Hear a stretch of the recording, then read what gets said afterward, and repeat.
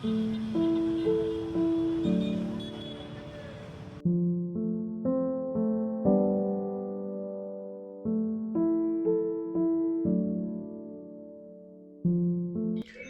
et messieurs, bonjour.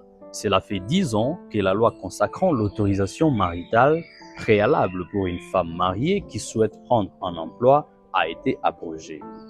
Tout est parti de la loi numéro 87-010 du 1er août 1987 à son article 448 du Code de la famille où les droits des femmes étaient très limités dans le domaine de l'emploi.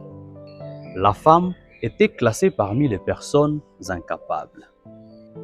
Malgré ses titres académiques, ses compétences ou savoir-faire, une femme mariée ne pouvait ni contracter ni entreprendre sans l'aval préalable de son mari. Aujourd'hui, grâce à la loi numéro 16/008 du 15 juillet 2016 portant modification et complément de la loi de 1987, les femmes mariées jouissent d'une pleine capacité juridique pour s'engager, travailler sans l'autorisation préalable de leur conjoint. Ce texte juridique dispose à son article 448 du Code de la famille que, je cite, « Les époux doivent s'accorder pour tous les actes juridiques dans lesquels ils s'obligent à une prestation qu'ils doivent effectuer ». Malgré ces réformes, plusieurs femmes restent ignorantes de l'existence ou du contenu de cette nouvelle loi. D'autres femmes, bien que connaissant bien cette loi, ont simplement peur de leurs époux qui abusent encore de leur pouvoir. Elles préfèrent donc demeurer silencieuses malgré les abus. En effet, certains hommes continuent d'empêcher leurs épouses de travailler en brandissant les dispositions de l'ancienne loi favorables à l'autorisation maritale préalable avant l'engagement d'une femme dans un emploi. C'est la question que nous développons dans cette vidéo avec Maître Urbain Magayane, avocat au barreau du Nord Kivu. Pour commencer, nous avons cherché à savoir pourquoi les législateurs congolais avaient abrogé la disposition soutenant l'autorisation maritale. Vu les bavures, vu tout ce qui s'est passé comme violation et violence contre la femme, parce que souvent ces choses-là allaient vers la violence contre la femme. Et c'est pour cela que les législateurs, en 2016, dans la loi réformatrice, dans la loi numéro 16/008 du 15 juillet 2016, c'est cette loi-là qui est maintenant venue pour amener ces réformes sur différents points. Selon vous, est-ce que la disposition légale qui supprime l'autorisation maritale pour la prise d'un emploi est respectée? Sur le plan professionnel, en RDC, cette loi est déjà applicable. Donc une femme est libre de venir postuler comme toutes les autres personnes. Une femme ne peut pas être discriminée lors de la procédure de recrutement.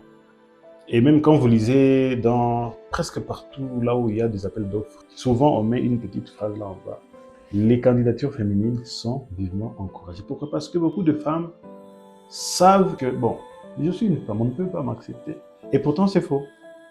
L'exception à cela est que si par exemple le mari a les preuves qui montrent que si la femme pourra travailler, cela pourra déstabiliser la quiétude familiale, le mari a le droit de faire une notification, soit à l'entreprise ou bien à l'organisation, en signalant et en arguant clairement que je ne veux pas que ma femme travaille parce que c'est ci. Et la procédure qui doit suivre maintenant, c'est à l'organisation d'étudier ce cas-là, de voir si c'est vrai. En vue de l'application de la nouvelle loi, qu'est-ce qui est demandé aux conjoints? Quelles obligations doivent-ils respecter lorsque la femme désire briguer un emploi? La loi dit ceci: lorsqu'une femme trouve une opportunité de travail, premièrement, si elle trouve qu'elle a la capacité ou bien si elle répond à tous les critères pour être éligible, elle peut poser sa candidature. Elle peut aller aussi postuler comme toute autre personne.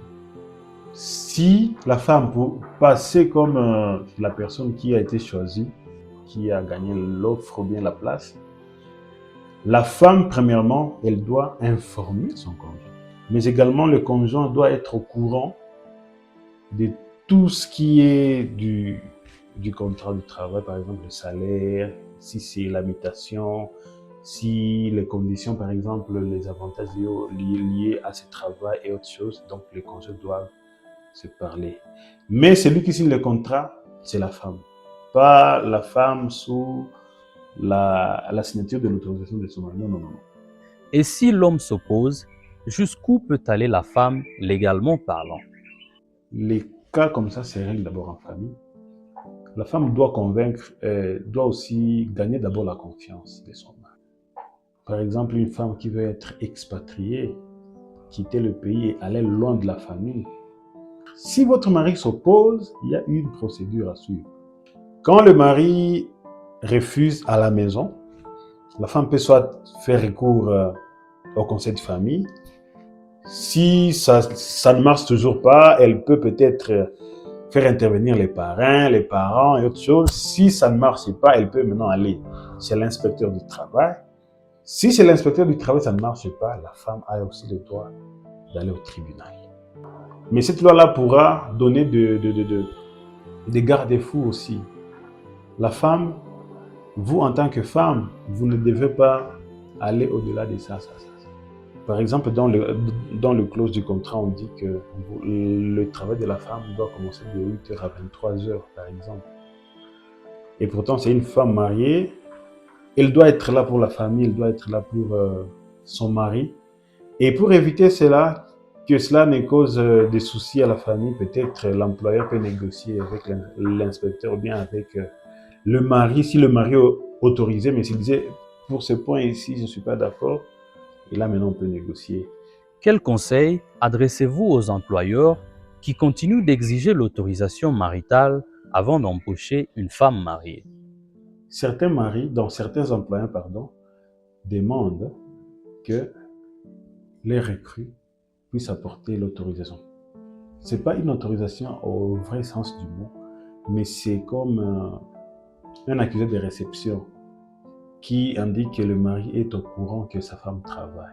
Je pense aussi que nous sommes aussi africains quand même. En tant qu'Africains, nous avons certaines valeurs que nous avons. Nous nous disons non, je ne peux pas faire une chose parce que je dois d'abord informer mon mari. Donc c'est automatique au fait. Même quand la femme est au marché, souvent, tu m'as dit comment tu as gagné. Donc c'est normal. C'est pas que vous êtes esclave à ces maris-là, mais c'est seulement demander la vie. Et les maris aussi se sentent impliqués et c'est ce qui fait même le bonheur du foyer. Notre invité insiste sur la nécessité du dialogue entre le conjoint afin de maintenir un climat harmonieux au sein du foyer. Il encourage les femmes mariées qui aspirent au monde professionnel de bien communiquer avec leurs époux dans la démarche de l'obtention d'un emploi.